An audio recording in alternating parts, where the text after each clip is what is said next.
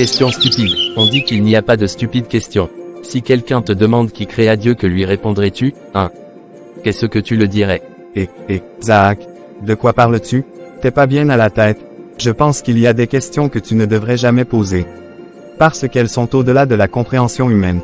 Ah, tu es hors de la bonne raison. Ne sais-tu pas que tout est possible pour Dieu? Et si nous sommes en union avec Dieu, nous devenons un seul avec Dieu. Peut-être que tu as raison. Que signifie vraiment devenir un avec Dieu? Est-ce que cela signifie que tu deviens Dieu lui-même? Non, cela ne signifie pas que tu deviens Dieu. Mais cela signifie que Dieu agit à travers toi. Rappelle-toi qu'il est dit dans Jean 4 verset 24, Dieu est esprit. Jésus a dit aussi dans Jean 10 verset 30 que le Père et moi sommes un. Est-ce que tu veux me dire que Dieu était en Jésus, mais Jésus n'était pas Dieu lui-même? Ce n'est pas ce que je veux dire. Oui, pour nous en tant qu'êtres humains, nous ne pouvons pas être Dieu lui-même. Mais Jésus, la raison pour laquelle il est Dieu lui-même, c'est parce que tout d'abord, il est une manifestation de Dieu. Et deuxièmement, il était agréable à Dieu d'avoir sa plénitude habita en Jésus pendant que Jésus était sur la terre. Selon Colossiens 1 verset 19. Maintenant, si ta question n'est pas stupide, comment vas-tu découvrir qui a créé Dieu, le Créateur? C'est à toi de décider si tu penses encore à une question stupide. Rentrons à la maison et nous allons nous asseoir et discerner la Bible ensemble pour voir si je ne trouverai pas dans la Bible qui a créé Dieu et quand il a été créé. Ok. Comme je suis en route pour rendre visite à ma tante, attends-moi chez toi, je te retrouverai là-bas vers les 16 heures plus tard. D'accord. Génial, d'accord comme c'est dit. Je vais t'attendre là-bas. À plus tard. Bien sûr, à plus tard. Je n'arrive pas à croire ce qu'il a fallu si longtemps à Smith pour arriver ici. Je suppose qu'il devrait arriver ici 2 heures plus tôt. Je vais voir quelle sera son excuse. J'espère qu'il va bien parce qu'on ne sait jamais, n'importe quelle chose peut arriver dans ce monde. Bonjour ma tante. Désolé pour mon retard. Qu'est-ce qui vous inquiète? J'espérais juste que tu allais bien. Oh oui bien sûr, je suis en pleine forme ma tante. J'ai rencontré Zach sur le chemin et j'ai eu une discussion intéressante avec lui. Très bientôt vers les 16 heures, je serai de retour chez lui pour terminer cette discussion. Vraiment, quelle discussion si intéressante. C'est un type de question sûre, qui a créé Dieu, le Créateur. J'ai trouvé ça un peu stupide, et même trop de choses à penser, j'irai quand même peut-être qu'il pourrait avoir de bonnes choses à partager sur cette question. Ah oui, qui a créé Dieu, le Créateur. Waouh! Cela semble au-delà de l'imagination humaine. C'est vraiment intéressant. Je serais ravi de participer à cette discussion. Allons-y, je vais vous rejoindre là-bas. Oh, génial. Allons-y ma tante. Je suis sûr que vous serez heureuse d'apprendre ce que Zach partagera avec nous à propos de cette question. Il est sur le point d'être 15h30, alors allons-y maintenant. Bonjour, Smith, me voici par ici. Je t'attendais pour l'étude. Je le sais bien, je t'arrive et ma tante vient aussi. Elle est dans la voiture. Juste un instant, nous serons avec toi. Génial, s'il vous plaît entrez. Pour avoir la connaissance exacte sur la création de Dieu et sur la période dans laquelle Dieu a été créé. Il y a 2 points fondamentaux sur Dieu que nous devons connaître avant toute autre chose. Tout d'abord, nous devons savoir qui est Dieu, et deuxièmement, nous devons connaître la signification spirituelle du terme « au commencement » qui se trouve dans Genèse 1 verset 1. Où il est écrit « au commencement, Dieu créa les cieux et la terre ». De toute façon, je ne viens pas perdre mon temps avec toi. Je viens ici juste pour que tu me montres dans la Bible qui a créé Dieu et quand il a été créé. Détends-toi, tu sauras tout. Comme je te l'ai dit, je dois d'abord définir ou identifier Dieu pour toi et nous partons de là. D'accord, allons-y. Jean 4 verset 24. Dieu est esprit et ses adorateurs doivent l'adorer en esprit et en vérité. Ici, tu peux voir que Dieu est esprit. Et Jérémie 32 verset 41 a dit, « Je me réjouirai de leur faire du bien et je les planterai assurément dans ce pays de tout mon cœur et de toute mon âme. » Il a dit dans ce verset que Dieu a une âme, puisque dans le monde spirituel il n'y a rien de physique. Donc, il est facile pour toi de comprendre que Dieu est une union d'un esprit et d'une âme. Comme je vois, est-ce exactement la raison pour laquelle la Bible nous appelle fils de Dieu selon Psaume 82 verset 6 quand il est écrit. J'avais dit, vous êtes des dieux, vous êtes tous des fils du Très-Haut. Certainement, la Bible nous appelle fils de Dieu, le Très-Haut, parce que nous sommes créés d'un esprit et d'une âme à la ressemblance de Dieu lui-même. Ceci est expliqué dans le livre de 1 Thessaloniciens 5 verset 23. Disait, que le Dieu de paix lui-même vous sanctifie entièrement, et que tout votre être, esprit, âme, et le corps, Sois tenu irréprochable à la venue de notre Seigneur Jésus-Christ. 1 Thessaloniciens 5 verset 23 parle d'esprit, d'âme et de corps, mais nous savons tous que Dieu n'a pas de corps, n'est-ce pas? Oui, Dieu n'a pas de corps physique. Tout ce qui est physique est une manifestation de quelque chose qui existe dans le monde spirituel. Jésus était une manifestation de Dieu, comme nous, notre corps est une manifestation de nous-mêmes, mais dans le monde spirituel, nous ne sommes qu'un esprit combiné avec une âme comme Dieu. Oui, je pense que vous avez raison, parce que 1 Corinthiens 3 verset 16 dit, « Ne savez-vous pas que vous êtes le temple de Dieu, et que l'Esprit de Dieu habite en vous? » Cela signifie que Dieu partage notre corps avec nous. Lorsque l'Esprit de Dieu prend le contrôle de notre esprit, nous devenons en union avec Dieu et un avec lui. Si je comprends bien ces premières parties, vous voulez dire que Dieu est une combinaison d'esprit et d'âme. Et de cette combinaison tous les esprits et les âmes ont trouvé leur existence. Bien sûr, c'est vrai. Vous avez bien compris, de cette seule et unique combinaison d'esprit et d'âme qui est Dieu, le Père. Vient à l'existence quelle que soit la forme d'existence qui existe, que ce soit dans le spirituel ou physique. Dieu seul est la source originale. 1 Corinthiens 8 verset 6 explique ça. Il dit, « Pourtant, pour nous, il n'y a qu'un seul Dieu, le Père, de qui toutes choses sont venues et pour qui nous vivons, et il n'y a qu'un seul Seigneur, Jésus-Christ, par qui toutes choses sont venues et par qui nous vivons. » Maintenant, nous finissons d'expliquer Dieu. Passons au deuxième point, pour le sens spirituel du terme. Au commencement, Genèse 1 verset 1 nous dit qu'au commencement, Dieu créa les cieux et la terre. Et Jean 1 verset 1 nous dit, au commencement était la parole et la parole était avec Dieu et la parole était Dieu.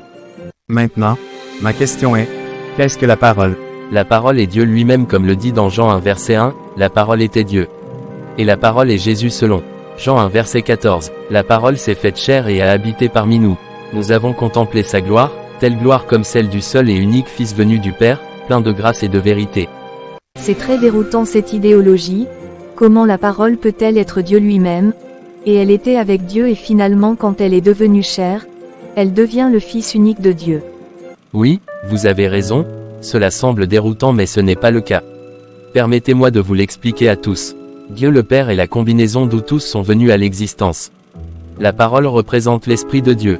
Elle était avec Dieu au commencement. De même vous en tant qu'un être humain, vous avez votre âme avec votre esprit ensemble dans votre corps fait de vous un être humain. C'est-à-dire que son esprit était avec son âme. Tout homme sur la terre est une représentation de la manifestation de l'âme de Dieu. C'est ce qui est expliqué dans 1 Corinthiens 15 verset 45 où il est écrit, « Le premier Adam est devenu une âme vivante et le second Adam est devenu un esprit vivifiant. » Quand la parole s'est manifestée sous la forme d'un homme qui est Jésus, c'était l'Esprit de Dieu qui s'est manifesté dans le monde physique. Il a pris la forme d'une âme manifestée, qui est un humain. Cette âme est appelée le Fils unique de Dieu, ce qui signifie Fils de l'Esprit parce qu'il obéit à l'Esprit qui était en lui d'une obéissance absolue. De même, lorsque nous faisons exactement ce que la volonté du Père nous demande de faire, et que nous restons dans la volonté de Dieu, nous devenons aussi fils de Dieu. Lorsque nous ne le faisons pas, nous perdons la communion avec l'Esprit de Dieu. Nous devenons des âmes mortes. C'est pour les âmes mortes que Jésus, l'Esprit de Dieu s'est manifesté. Pour redonner la vie à toutes les âmes qui sont encore dans la mort. Mais hors de la manifestation physique, Jésus est l'Esprit qui est Dieu lui-même. S'il en est ainsi, pourquoi Dieu s'est-il manifesté sous la forme d'une âme et non sous la forme d'un esprit pour sauver les âmes mortes?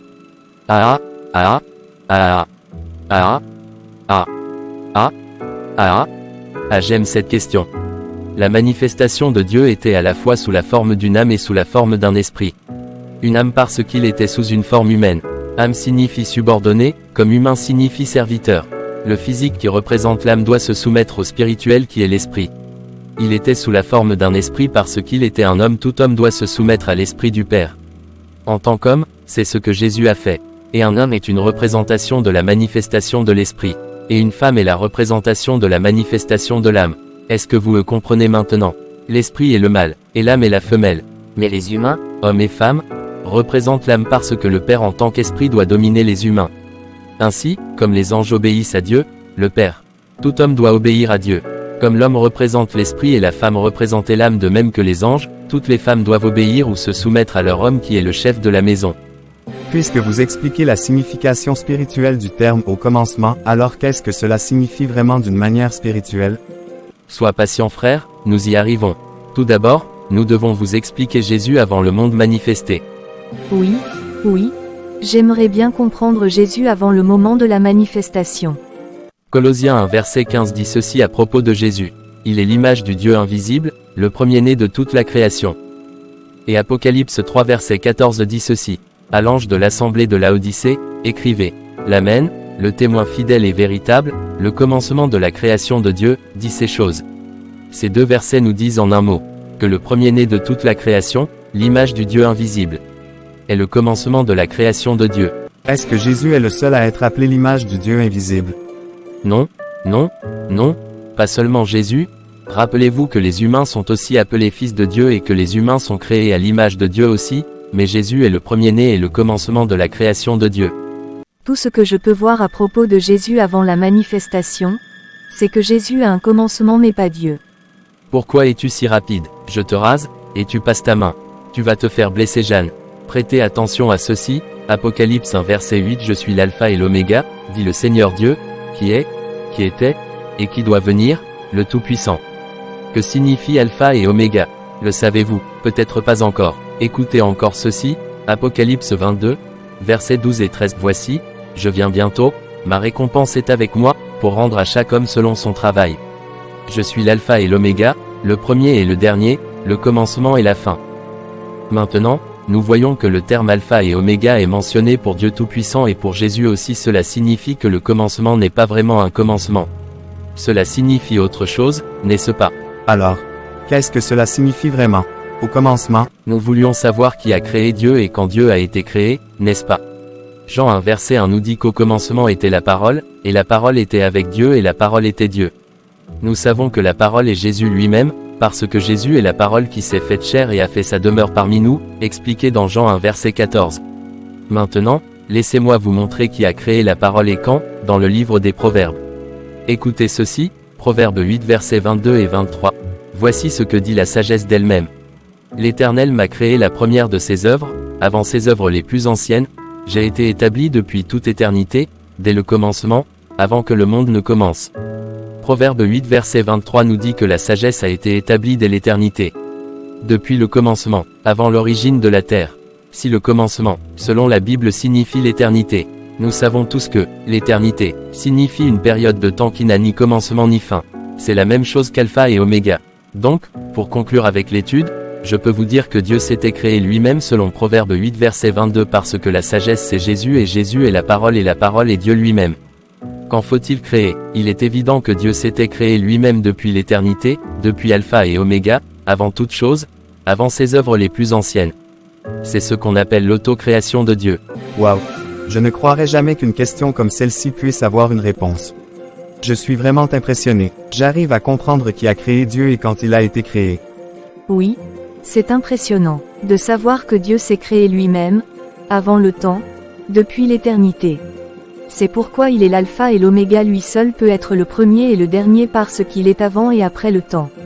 Je suis très reconnaissant à Dieu pour son aide en nous donnant des directions et d'adresses pour comprendre la connaissance la plus profonde de sa parole.